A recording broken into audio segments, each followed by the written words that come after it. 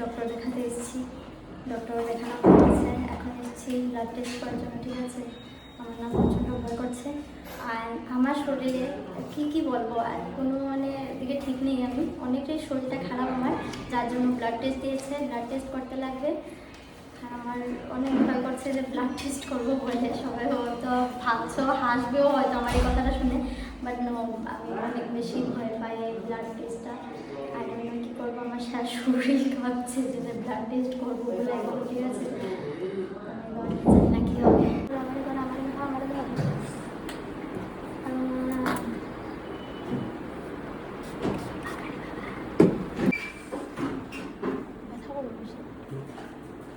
এমন টাইট করে বাঁধো যেন অন্যদিকে আর ফিল না হয়। আর দুধ বাঁধো।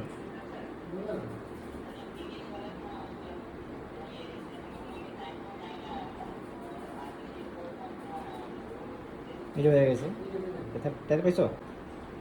খালি ভয় পায়।